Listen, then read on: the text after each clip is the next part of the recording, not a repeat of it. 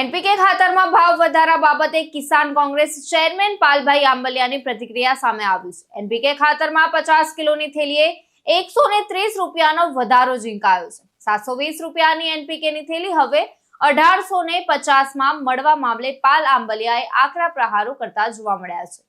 ખેડૂતો માટે જરૂરી વસ્તુ દવા, ખાતર, બિયારણ, ડીઝલ, મજૂરીમાં જ કેમ ભાવ વધે છે? ખેત પેદાશન ભાવ કેમ દર વર્ષે વધવાને બદલે ઘટે છે? આંતરરાષ્ટ્રીય અસર હોય તો ખેત જણસના ભાવ પણ વધવા જોઈએ। સરકાર 2 લાખ કરોડ સબસિડી આપે છે ને સામે 10 વર્ષમાં 350% ખાતરમાં ભાવ વધારો પણ થયો। આવું કેમ બને?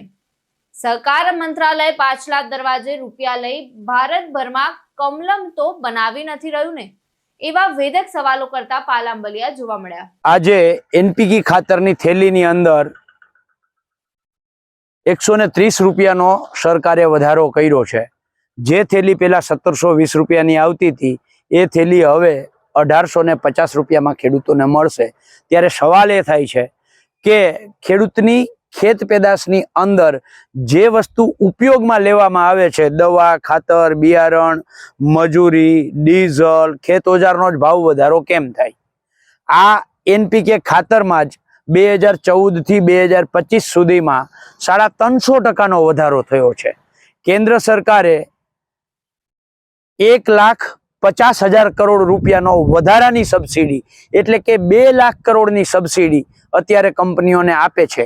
એક બાજુ 2 લાખ કરોડની સબસિડી આપે, બીજી બાજુ 350% ખાતરમાં વધારો થાય એટલે ક્યાંક ને ક્યાંક શંકા જાય છે કે આ સહકાર મંત્રાલય જે ઊભું કરવામાં આવ્યું છે, આ સહકાર મંત્રાલય તિજોરીમાંથી પૈસા ઉપાડે છે અને ખેડૂતોને ચૂસે છે। બેય બાજુથી પૈસા ભેગી કરી અને આખા ભારતના કમલમો બનાવવાનું કામ કરે છે।